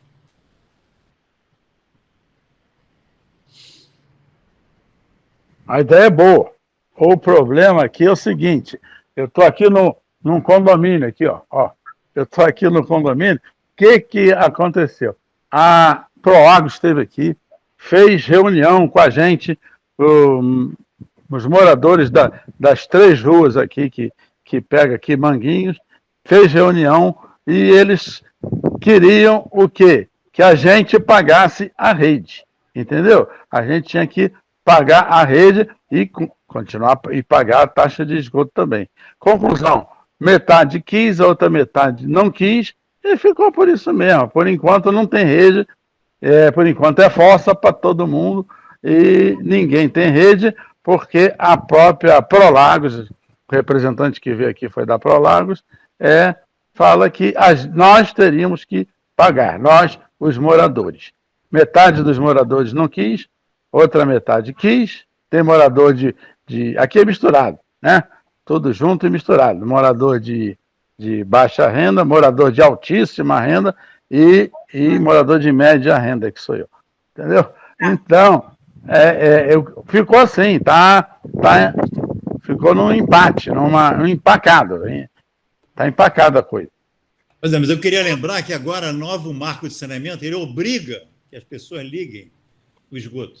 Obriga. Então, talvez seja a questão de vocês voltarem a esse tema e esse egoísmo acabar, porque se a pessoa realmente, como eu falei, se ela tem um benefício digamos, restrito, ou porque ela prefere comprar carro-pipa, ou prefere jogar o esgoto na sua fossa, o problema é que o resultado desse comportamento ele é difuso, ele atinge a toda a sociedade, a toda a comunidade. Então, nesse caso, o direito individual tem que ser suplantado pelo direito coletivo, e ela tem que ser obrigada a fazer isso. Não, as pessoas querem ligar. Isso. Deixa eu fazer agora a observação do Zé Eduardo, porque tem outras pessoas inscritas, tá? Não, só completar isso. As pessoas, porque o Edmundo entendeu que as pessoas não querem ligar. As pessoas querem fazer a ligação, entendeu? Agora, a rede é por conta da concessionária. A concessionária quer que a gente pague a rede. Esse é que é o impasse. Bom, aí, Yara, me dá um momentinho aqui que é importante também que eu vou falar aqui agora. Muito importante. E eu já falei isso, inclusive, numa reunião do Conselho do Clube de Engenharia, mas ainda não tive, digamos assim, capacidade de formular nada que o clube pudesse atuar. E que é o seguinte: essa questão de concessão é fundamental que ela seja organizada, dirigida, monitorada, orientada pelas famosas agências reguladoras. As agências reguladoras, elas têm um papel de intermediar o interesse do Estado, ou do município, no caso, e o interesse da empresa. A empresa, o consumidor e o provedor de serviços, eles têm que ser harmonizados dentro de uma lógica que quem estabelece as bases é a agência reguladora. Aqui no Rio, a agência reguladora é a Agenersa.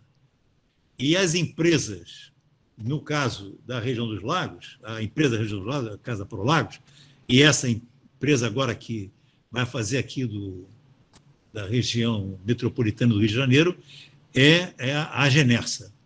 Acontece que a Agenersa, hoje, não tem capacidade de fazer esse trabalho, que é importantíssimo, que é fundamental. A agência reguladora tem que estar bem equipada de técnicos, os técnicos têm que ser uma remuneração compatível com a responsabilidade, e os conselheiros têm que ser pessoas que tenham capacidade, conhecimento, probidade para estabelecer essas regras e para fazer com que elas sejam cumpridas. Bom, como é que é o caso aqui do Rio de Janeiro? A Agenersa tem muito poucos funcionários. Abriu recentemente um concurso onde os salários eram na base de tudo de R$ 1.000 e R$ 2.000. É impossível você contratar qualquer pessoa minimamente competente por um salário desse. E os conselheiros, eu não quero entrar no detalhe de cada um, mas realmente é vergonhoso. É vergonhoso. Um conselheiro é advogado, outros 2 conselheiros são delegados de polícia, um outro conselheiro é especialista em gás, e um outro é um arquiteto que trabalhava em São João do Meriti. Quer dizer, é impossível. Esses são os dirigentes da Agenersa, que vai ter que fazer todo esse trabalho de, digamos, intermediação e de orientação para as concessões. E que, certamente, problemas vão ocorrer, porque uma concessão ela vai funcionar durante 30 anos, no mínimo, 35 anos. Ao longo desse tempo, problemas vão surgir, dúvidas vão acontecer, o contrato vai ser questionado eventualmente. E quem tem que resolver isso é a agência reguladora. Agora, uma agência onde os 5 dirigentes, nenhum deles, tem experiência na área de saneamento, realmente, o que você pode esperar?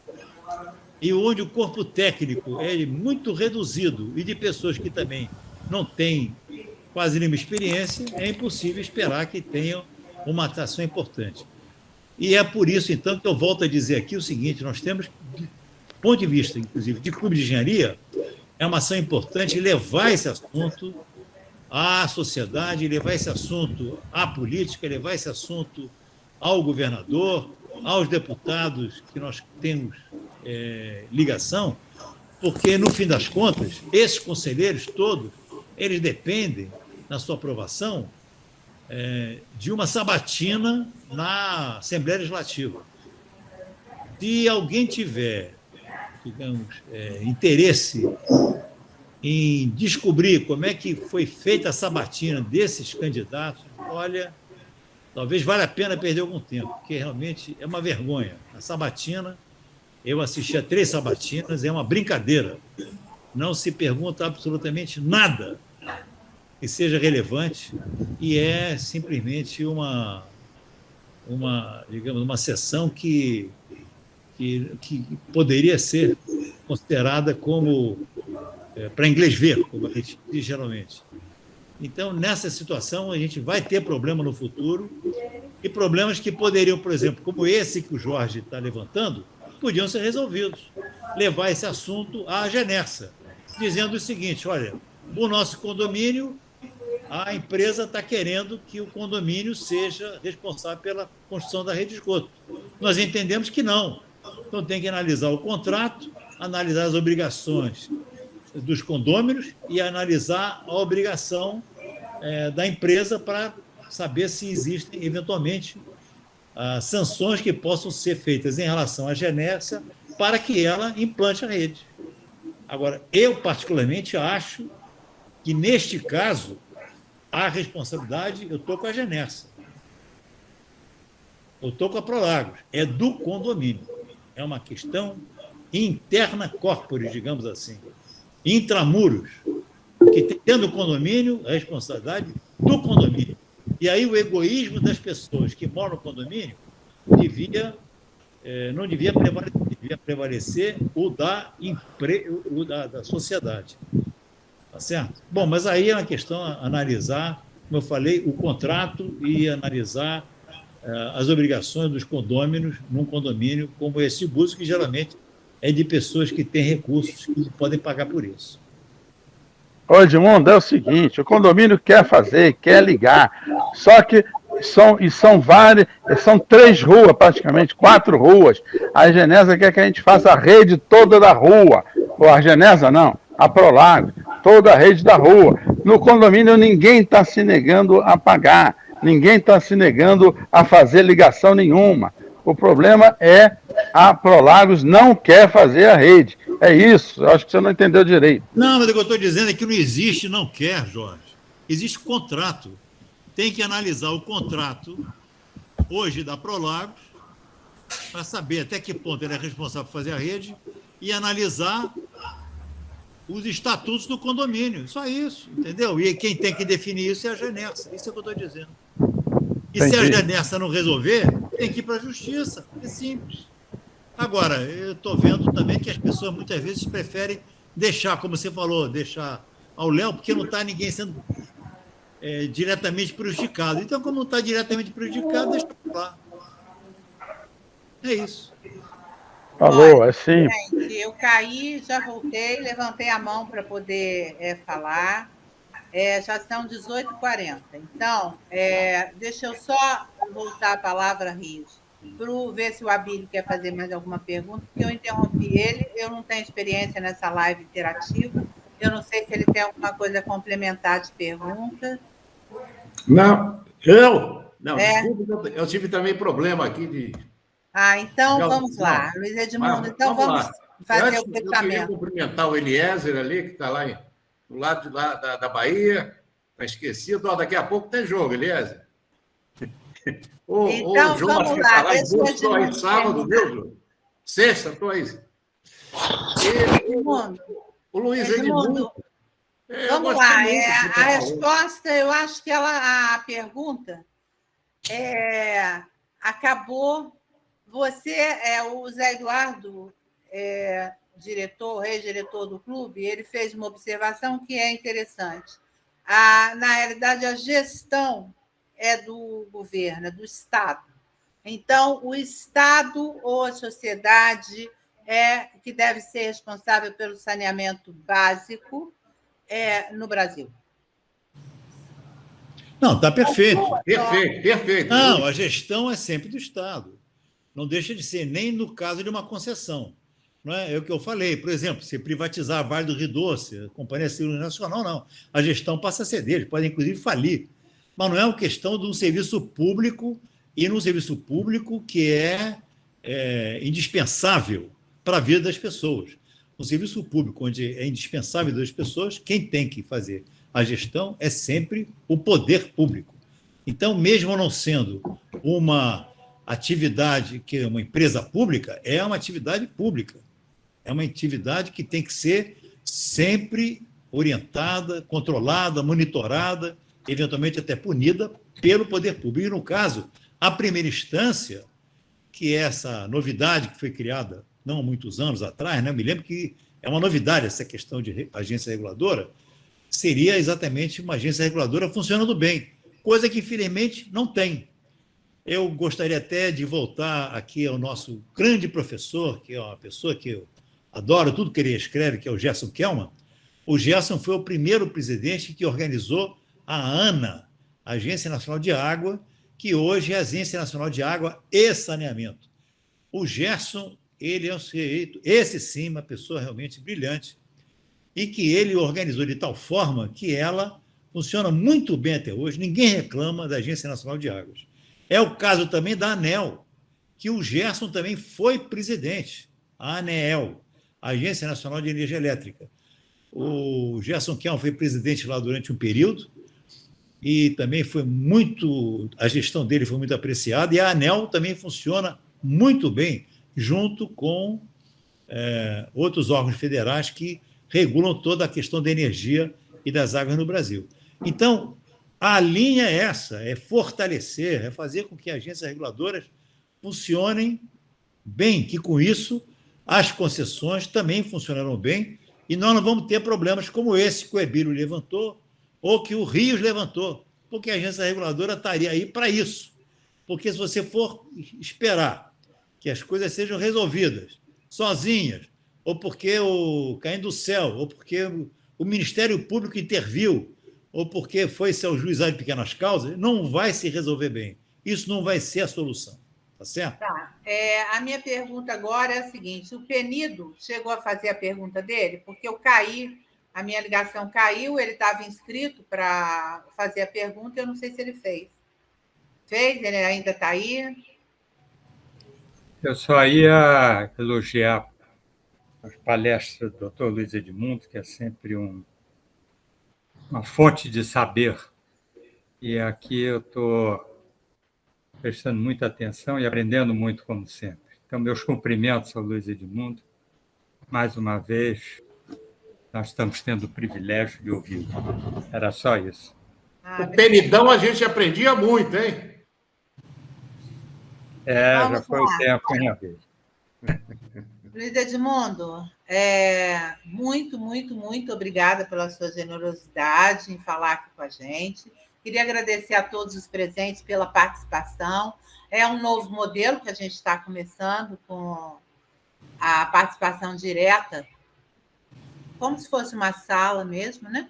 Então, muito obrigada pela palestra, muito obrigada a todos pelas perguntas. Questão de ordem. Pode falar. Você disse que ia dar um tempinho. Eu queria falar umas coisas, você disse que ia dar um tempinho. Então fala, pode falar. Fala. Ô, Luiz, dentro do que você estava falando aí, tinha a questão do Vasco. Vocês conhecem o estádio do Vasco. E ali não tem esgoto para aquela rua lá, a antiga Rua Abílio. Tiraram o nome da rua de Abílio. E ali não tem esgoto.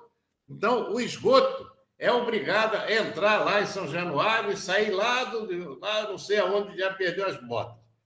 Pedimos à SEDAI para fazer o esgoto lá, porque tem restaurante, tem tudo. O ex-presidente do clube não aceitou. Não aceitou, disse que não era problema do Vasco. Então, são coisas incríveis, mas eu acho que o Estado que existe, o corporativo, ele já tem que deixar tudo preparado, porque existem casas ali que têm demanda e não tem esgoto, só isso, do lado de lá. Bom, esse era um ponto importante. Eu gostaria de te agradecer pelo que você está falando, mas outro problema que está me apurrinhando aqui É a tal de Águas do Rio. Eles pegaram a SEDAI como estava e começaram. Eu nem dei bola. Mas aí, o que eles fizeram, eles pegaram tudo da SEDAI e passaram a cobrar. Eu tenho 2 contas nas Águas do Rio. E uma, por acaso, uma está em nome do meu pai. A SEDAI nem funcionava ainda. Está em nome do meu pai. Aí os caras agora, de repente, me mandam a conta e querem o CPF dele, porra. Isso há 500 anos. E aí, tudo bem. Só que tentar resolver isso agora, em época de pandemia, é um negócio, né? Olha a confusão que esses caras arrumam. Eles não estão preocupados conosco.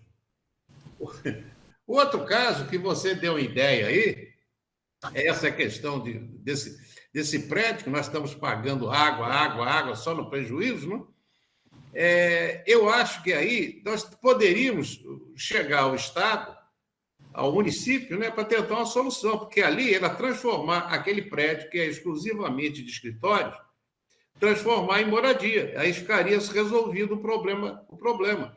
Só que precisa de uma determinação da prefeitura. Mas aí já estou discutindo com o Estado, que é água.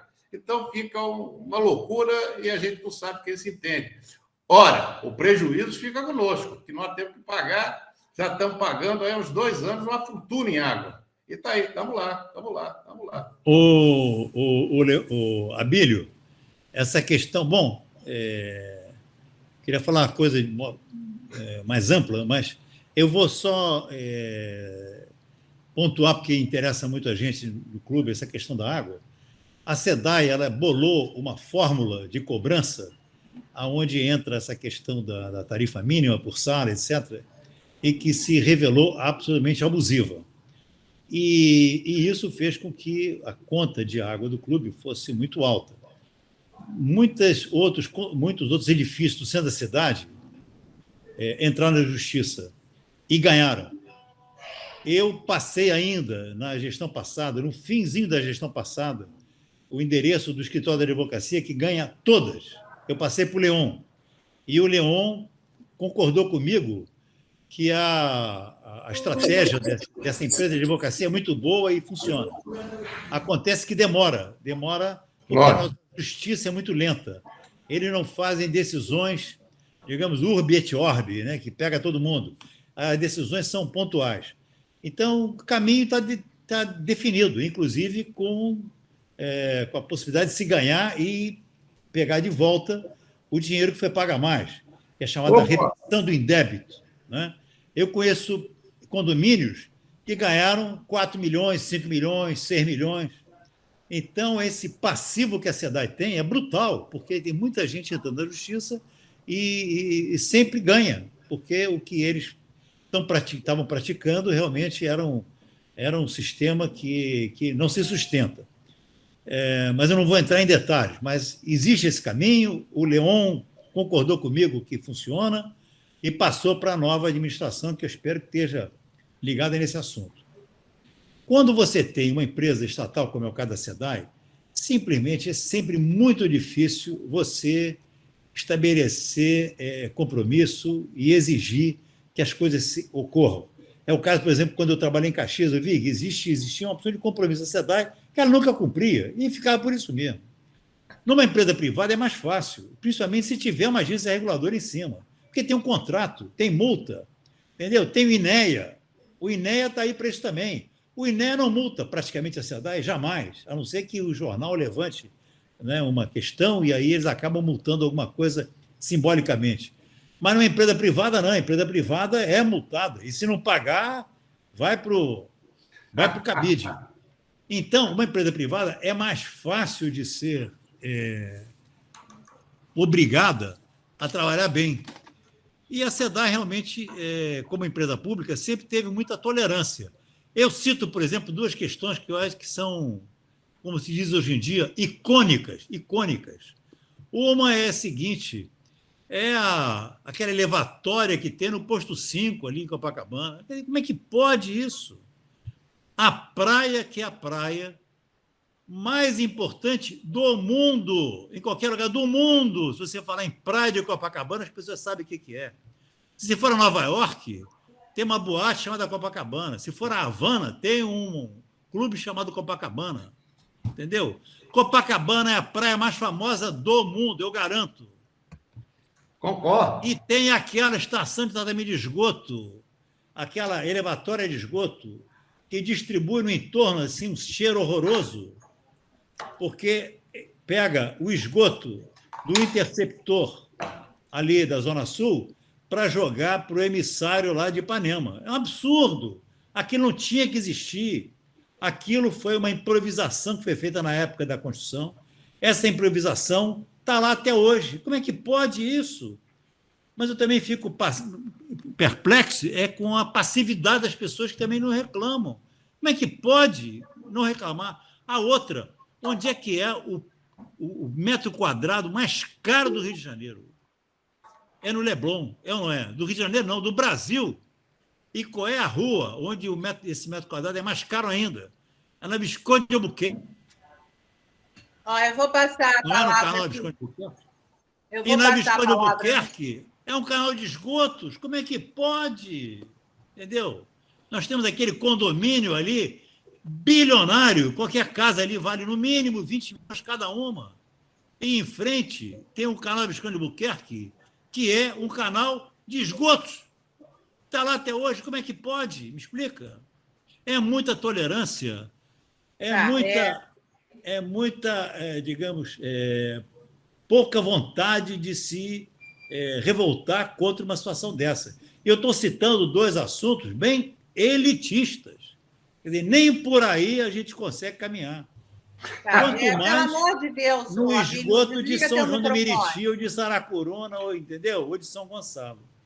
Agora eu vou passar a palavra para o Fernando e depois eu vou encerrar, tá? Fernando. Boa noite a todos. Não, em Copacabana nós reclamamos sim, Luiz Edmundo. Reclamamos, eu fui presidente da associação que pôs 5 e 6 de Copacabana, presidente do conselho. Nós estamos sempre reclamando. Agora essa Águas do Rio apareceu aí, deu uma guaribada, uma pintura, botou mais cerquinhas. Caiu de branco. Ali estava virando dormitório de mendigo, entendeu? E a gente está sempre brigando e reclamando com aquele negócio ali. Essa informação que você deu é boa, porque aí eu vou colocar na lista, se era provisória, tem que tirar. A gente reclama aquilo ali há mais de 15, 20 anos, não é de hoje, não. A gente aqui em Copacabana não está parado, não. A gente está sempre reclamando daquilo. E eles fizeram uma melhoriazinha agora. E botaram até uns perfuminhos que não prestou, não adiantou nada. Continua fedendo do mesmo jeito. Mas essa informação é boa e a gente vai ver isso aí que você falou. Pode Fernando, deixa eu te explicar. O esgoto ele corre pela gravidade. E aí, por isso que a canalização do esgoto ela sempre tem declividade. Então, ela vai ao longo da praia de Copacabana, ela vai tendo uma declividade que ela chega ali bem funda, ali pelo posto 5, não é isso? Aí o que acontece é o seguinte, ela para chegar na estação de bombeamento para o emissário, teria que ter uma canalização mais funda ainda, para chegar num poço mais fundo lá na Raul Pompeia. Você entendeu? E acontece que fazer essa canalização era mais complicado. O melhor era fazer uma estação elevatória tipo parafuso, que é o que tem lá, e o parafuso exatamente até ela faz com que os odores fiquem mais vivos, exala mais odores, para até fazer essa outra canalização mais profunda, para chegar num poço mais profundo e aí uma elevatória jogar para o emissário de Ipanema, que vai lá para as Cagarras. E isso nunca foi feito, entendeu? Porque isso é que resolve, não tem que ter estação de elevatória nenhuma ali. Essa que é a questão. E está aí, entendeu? E existe essa tolerância, então, com o serviço público, razoável, natural, né? Serviço público não tem interesse de lucro e tal, então existe sempre essa certa tolerância e vai se elevando. Mas agora, com uma empresa privada, você pode exigir, você pode questionar e pode entrar na justiça. E ela pode ser multada, e se não pagar a multa, vai para o cabide. Então, a hora é essa. Ok, eu vou encerrar aqui, então, dizendo o seguinte, resumindo. Dentre as políticas públicas que o Luiz Edmundo citou, ele deu um exemplo de uma sugestão de que até 15 metros cúbicos por mês de água fosse liberado para a população de baixa renda, tipo o Vale Gás, que está sendo usado hoje. A outra sugestão é que, inclusive, o tratamento o saneamento seja feito da Baixada para cá, e isso geraria, o resultado disso influenciaria muito na poluição da Baía de Guanabara. E a outra coisa que ele falou aqui é que, com a privatização, as agências, a população terá voz ativa para reclamar junto à agência reguladora, e, com isso, os serviços poderão ser melhorados. Muito obrigada a todos, muito obrigada, Luiz Edmundo, por ter nos dado essa aula tão rica. Obrigada a todos os presentes, suas participações. A gente encerra por aqui, ok? Boa noite a todos, muito obrigada. Tá bom, Yara, perfeito. Eu que agradeço, foi muito bom. Ontem eu dormi preocupado com essa live hoje, mas gostei muito e vou dormir hoje como um anjo, que eu fiquei muito feliz. E a gente feliz com o resultado. Muito obrigada, tá? Boa noite a todos. Boa noite.